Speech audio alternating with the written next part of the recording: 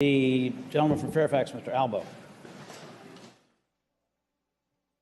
Mr. Speaker, point of personal privilege. Gentleman may proceed. Speaker, members of the House. In 1974, I ran for class president at Rolling Valley Elementary School. And my motto was, your dog doesn't need Alpo, but you need Albo for president. And I lost. So in preparation for my race in 1993, when my previous boss, Delegate Bob Cunningham, asked me to run, I fired my consultant. And I ran in 1993, and 24 years later, I'm still here.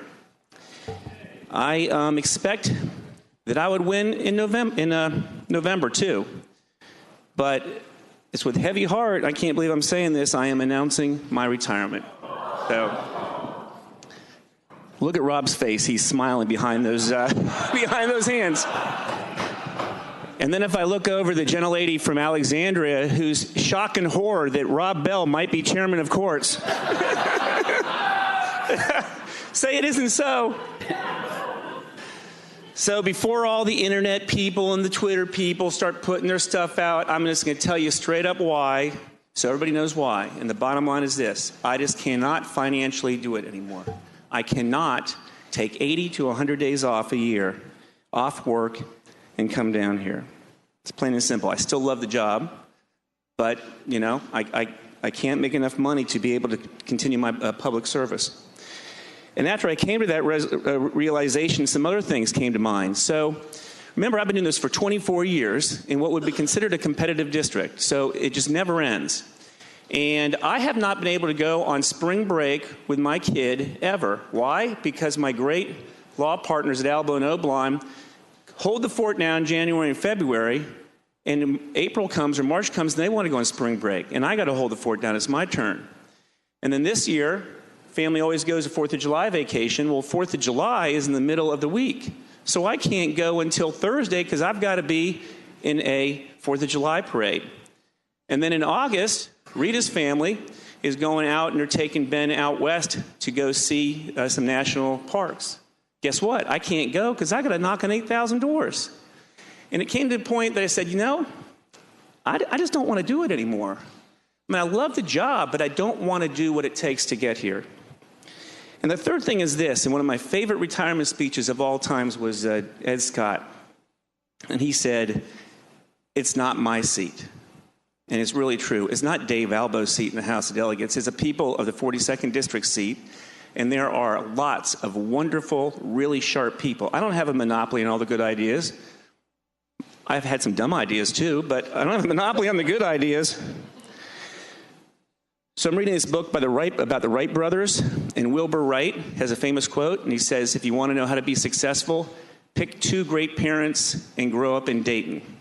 And I will steal that and say, I picked 2 great parents and grew up in the best place you could possibly live, West Springfield.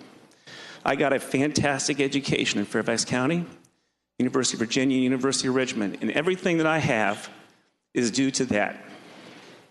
I wanted to thank a couple people. First, my wife, Rita. I'm not allowed to introduce an individual, so let me introduce the president of the Club of Funnest People in America, Rita Albo.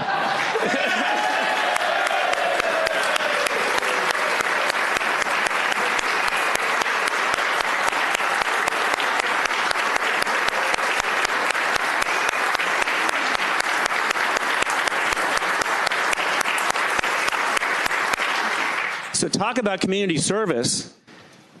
Wow, being married to me is the ultimate community service project for sure.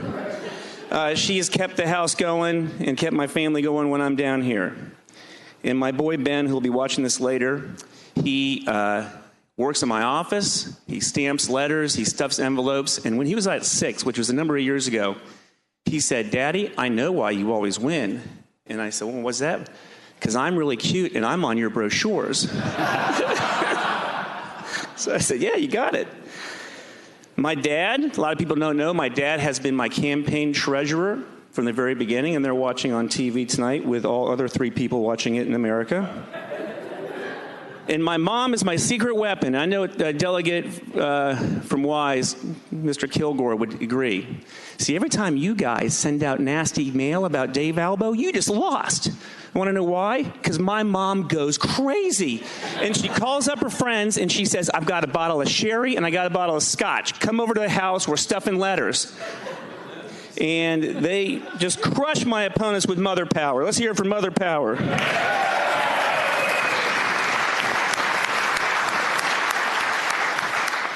My brother Steve, who's my technology guy, and I have a brother Mike, and a lot of you might not know Mike.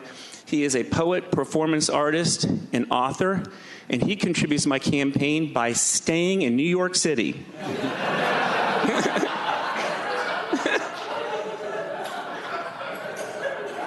I want to thank the clerk and the staff. They enable me and they enable all you to do a great job. And all my many supporters, I am a high-maintenance delegate. I require a lot to be able to win, and I've got the greatest supporters ever. All my LAs and campaign staff over 24 years, there's too many to mention, they're just the best. The people at Albo and Oblon who've enabled me to come down here for 24 years, the absolute best.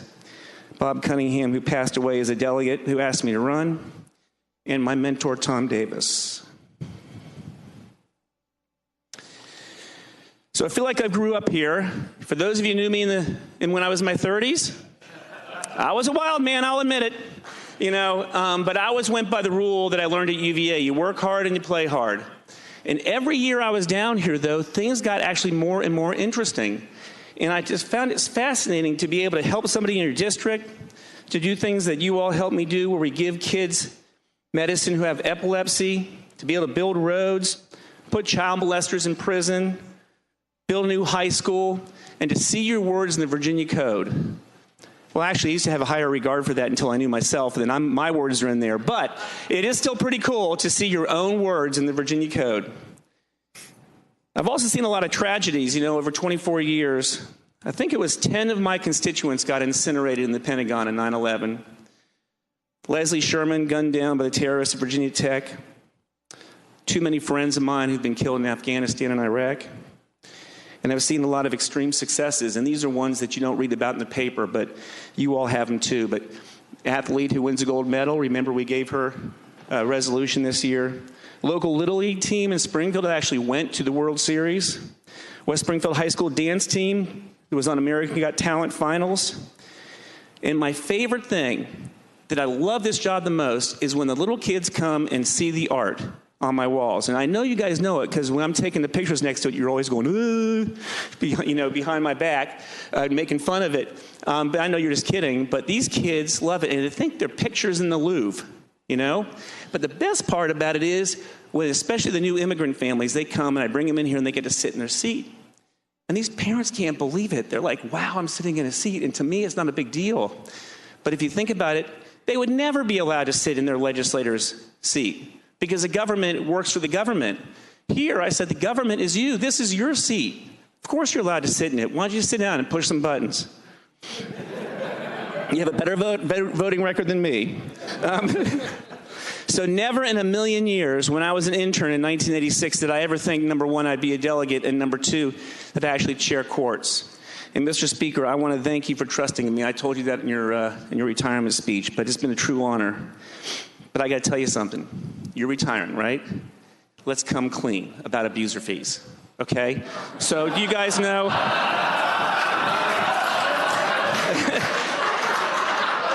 Do you know about abuser fees, for those of you who weren't here? So this was an idea where we copied Texas, New Jersey, and Michigan, and if a person was to commit a crime on the road, they had to pay a very large fee, and we used that money for roads. And the speaker goes, oh, I got this great idea. Why don't you carry this bill? And you need to come clean before you retire. Release your soul.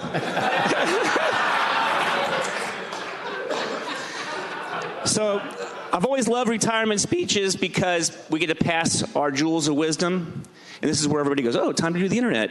But I'm going to tell you anyway. So number one, I have always tried to do this job with a smile on my face, because the job is too intense. And you can never take yourself too seriously. A lot of people don't know that in my office, so when you open the door would cover this up because I've kept this email here for about 15 years on my wall. And so every day I leave and I close the door, I get to look at the email, and here's what it says. You, sir, are the living definition of a blank head and a Neanderthal. I'm going to go on record right now, I am not a Neanderthal. Secondly, I've always just tried to be nice to people. I mean, no one here should ever expect their bill to pass, okay? The idea here is that, as gentleman from Wise says, you know, your bills, the state's been around for about 400 years. We could probably do without your bill for another year, right? But everybody deserves to be treated nicely. And the reason is that even if that person over there is presenting a bill that you hate, they are doing it from a good place in their heart because they're trying to solve a problem. And if you just look at what they're trying to do, you might be able to actually find a way to solve the problem in a way that you actually like.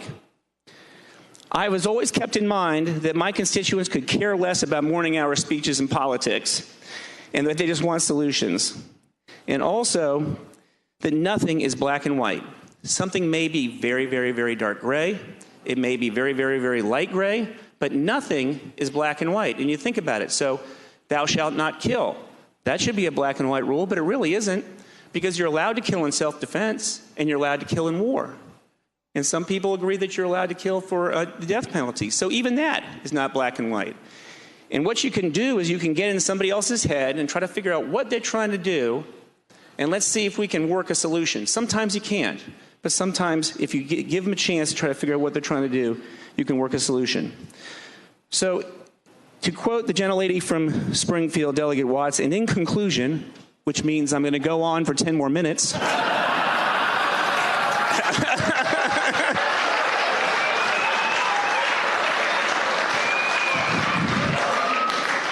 So will I. So I leave here undefeated and unindicted. I walk out.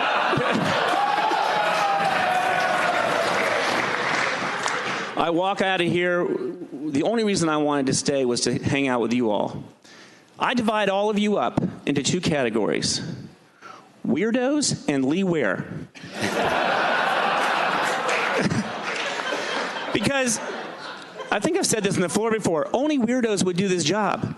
I mean, imagine a job that you would show up to, and everything you do, you would get that much scrutiny, and then someone would put it on TV. So in 1978, when I worked at Wendy's, I was Employee of the Month runner-up, by the way. Thank you very much. Imagine if Wendy's worked like a political thing. So back before the computers, a person would come up and they'd order the hamburger, and the person at the cash register would have to put the order into the right order. Like, and the order is mayonnaise, ketchup, pickles, tomato, lettuce, onion. And so if the guy at the Wendy's says, oh, it's single cheese, mayonnaise, ketchup, tomato, lettuce, onion, you're supposed to know not to put pickles on it. So if I was to put pickles on the hamburger, if this was politics, there'd be an ad. And it'd say, pickles have been known to cause cancer in laboratory mice. Dave Albo put pickles on a hamburger. Dave Albo's for cancer. Paid for by people who are for things that are good. But that's why I love it. You guys and ladies come down here and you subject yourself to that kind of scrutiny. You give up work, you give up your family, all because you want to help the people of Virginia. There is not a better group of people to hang out with. So fun, so interesting, and so nice. And I want you to know that the only reason that I ever thought about staying was just to hang out with you guys. So to each of you, I salute you. I walk out of here with only two things. Number one, when I was cleaning my office out, Mr. Clerk, for some reason I found toxic waste gloves. So I don't need anything here except for these toxic waste gloves. In my paddleball game. And then I found this abuser fee stamp. You stamp on there and it says, pay $1,000. Compliments of the Speaker of the House. So, I've dreamed about doing this one thing, and the last thing I'm going to do in the House of Delegates is say, Dave Albo, out.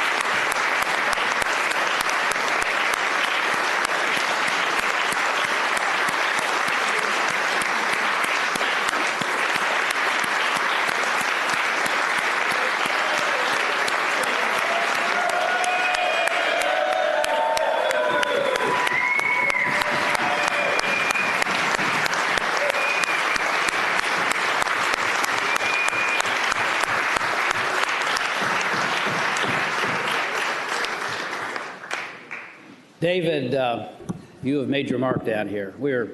I'm not going to miss you. I'll be back home with you. I dare say half of these people are really going to miss you. And the good thing is I know your stories pretty well by now, so even though you refuse to tell them, I can dig right in. But maybe, you've taken a lot of time this morning already, but maybe you'll get up and tell us a story about the time you represented the guy in Fairfax County Court. Yeah. And Rita, we're going to miss you. Glad you could be here with us today.